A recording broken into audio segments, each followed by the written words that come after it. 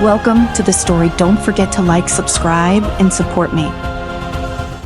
The field stretched wide, barren and brown, under a sky choked with smoke and dust. Marlena moved through them, her boots kicking up loose earth with each step. Once, this land had been rich with crops, golden wheat that rolled like the waves of a distant sea. But that was before the plague, before the black sickness had swept through Ardenfell and death had hung over the kingdom like a shroud. Now all that remained were the bones of the fallen and the crows that fed on them. She looked up, eyes narrowing as one of those black-winged birds swooped low over her, cawing in her direction, as if mocking her hunger.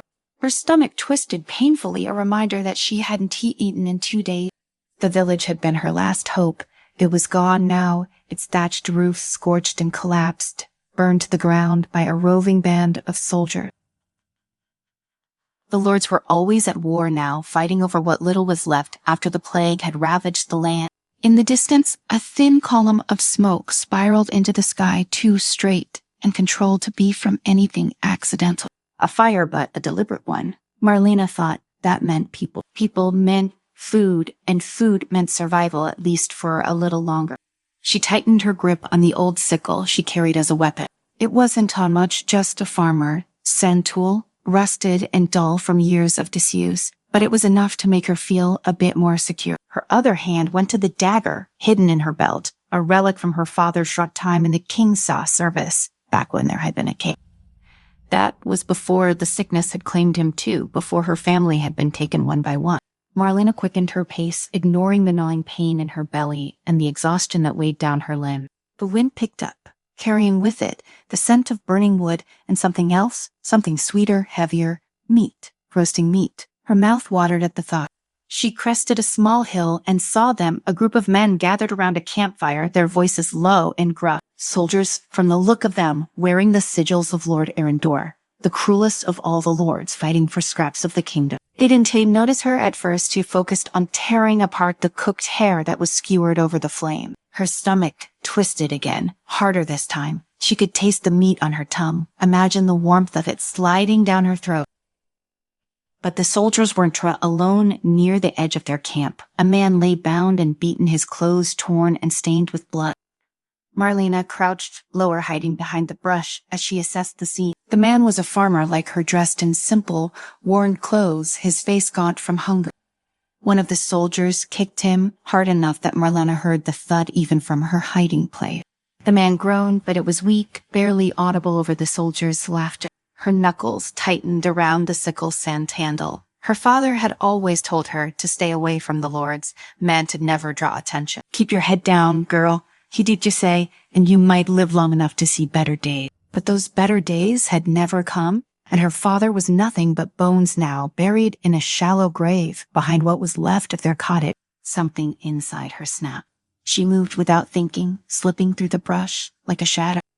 The soldiers were distracted, loud in their victory over the helpless farmer. They didn't see her until she was close, too close. The first soldier barely had time to react before her sickle buried itself into his neck, the rusted blade tearing through skin and muscle with surprising ease. His eyes widened in shock, his hand going to the wound as he staggered back. Blood sprayed in thick arcs, and he collapsed into the dirt with a gurgling choke. The others turned, their faces a mix of surprise and anger. Marlena didn't hesitate. She yanked the sickle free and swung again, catching another soldier in the arm before he could draw his sword. He howled in pain, clutching at the deep gash as he stumbled backward. One of the men lunged at her, but she was quick, ducking under his swing and slashing upward with the dagger she pulled from her belt. The blade sliced across his chest, cutting through leather and flesh alike. He went down hard, gasping as blood poured from the wound. 2 soldiers were dead, and a third was injured, but the remaining 2 weren't as foolish. They drew their weapons and circled her, eyes dark with murderous intent. Marlena felt her breath quicken, her heart pounding in her chest. She couldn't take them both, not like this, not without. "Get up," she hissed through gritted teeth, her gaze flicking to the farmer lying bound on the ground. He groaned, struggling to lift his head. "I said get up."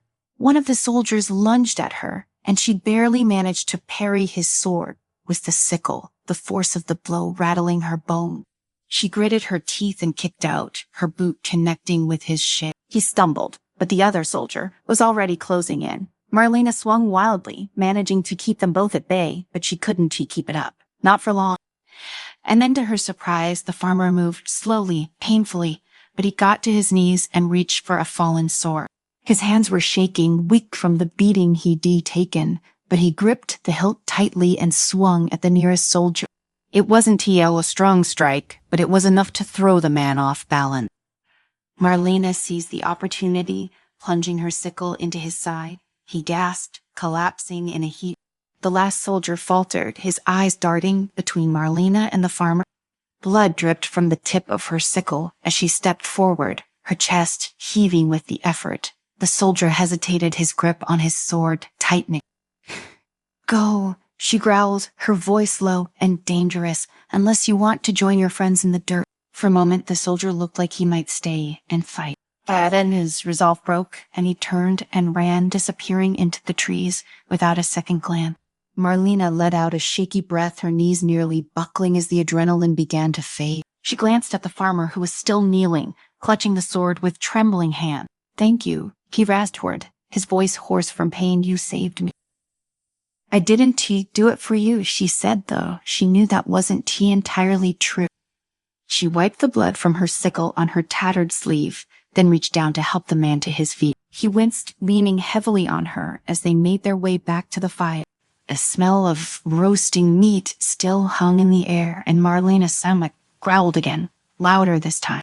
Together they sat by the fire, the crows circling above, waiting for their own feast.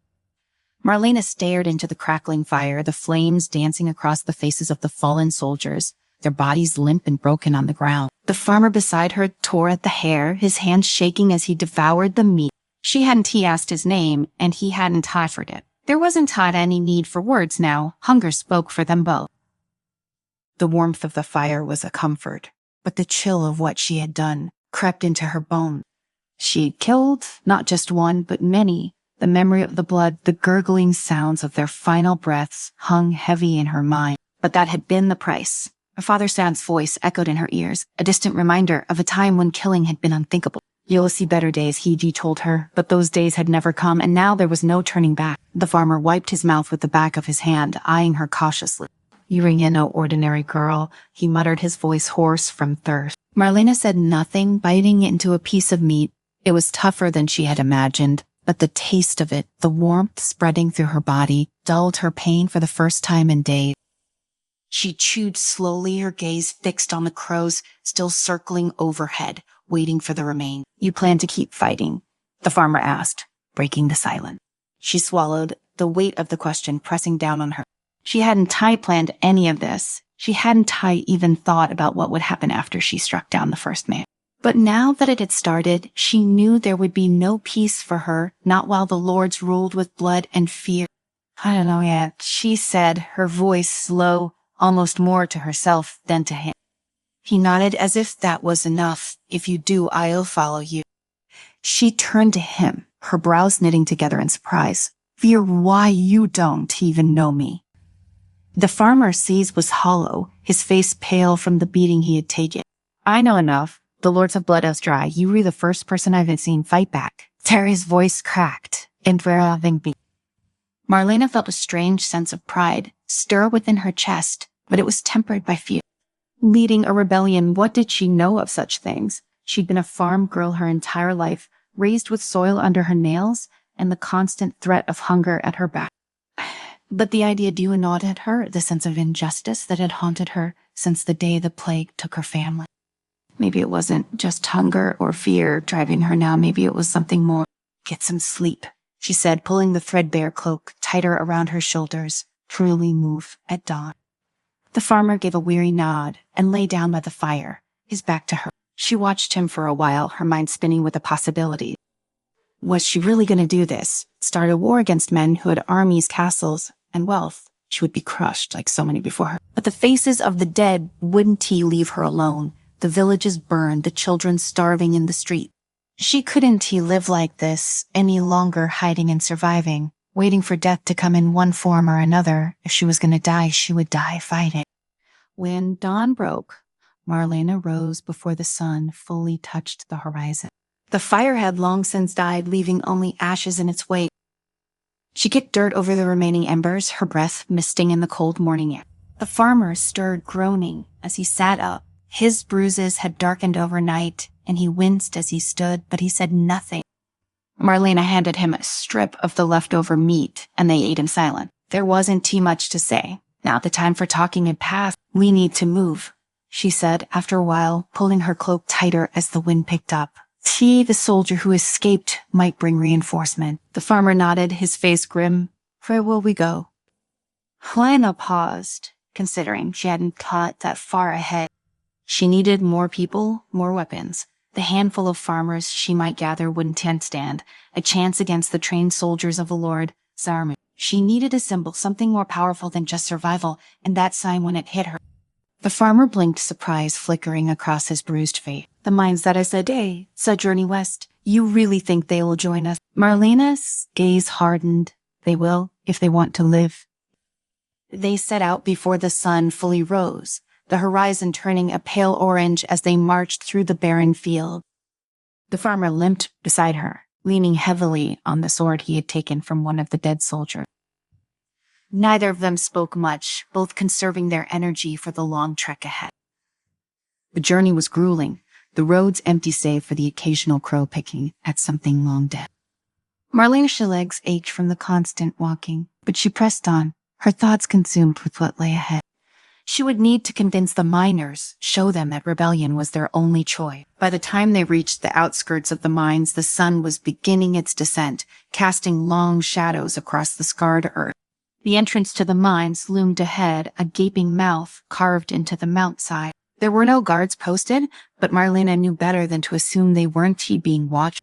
She glanced at the farmer. His face was pale, his brow slick with sweat. "Stay close," she muttered.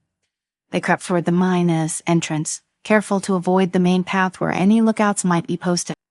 As they neared, the sound of voices echoed from within, low and tired, the voices of men who had been worked to the bone. Marlena felt a pang of guilt. These were not soldiers, they were not fighters. They were men just like her father, struggling to survive in a world that had forgotten them. She stepped into the entrance, her sickle at the ready, but no one stopped her. Inside, the mine was dimly lit by flickering torches, casting eerie shadows on the wall. The miners sat in groups, their faces gaunt, their clothes ragged. They looked up as she approached, their eyes dull and lifeless. They had been broken, beaten down by years of labor and starvation. Marlena stopped in the center of the chamber, her voice steady but loud enough to carry the air. "We can't live like this anymore." The miners stared at her, unmoving. One of them, an older man with a gray beard, stood up, his eyes narrowing. "And what would you have us do, girl? Fight with our bare hands? We re-dead either way." Marlena took a deep breath, stepping forward. "I killed 3 of Lord Arendor's men yesterday." With a sickle, her voice was cold, steady. "You may be starving, but you are not dead. Not yet." A murmur rippled through the crowd. The gray-bearded man frowned, crossing his arms over his chest. "Killing a few soldiers wouldn't change anything. Arendor has an army. He'll crush us like he's crushed everyone else who's tried to stand against him. Not if we take what's says." Marlena shot back. He doesn't take care about you. He doesn't care about any of us, but if we fight together, we can take back what he's stolen: food, weapons, land. He can kill all of us." The miners exchanged glances, uncertain. Marlena, sharp, pounded in her chest, fear threatening to swallow her word. But she couldn't let it show. She had to be stronger than the fear. "Or you can stay here," she said, her voice hardening. "Keep starving while he feasts in his castle. You'll die anyway, at least this way. You will die with the sword in your hand." The silence stretched on for what felt like an eternity. Finally, the gray-bearded man stepped forward, his eyes dark but determined. "I'll fight for my family, for the ones we've lost." One by one, the miners rose to their feet, their faces set in grim determination. Marlena felt a surge of hope, but it was tempered by the knowledge of what was to come. This was only the beginning. They would fight, and they would bleed,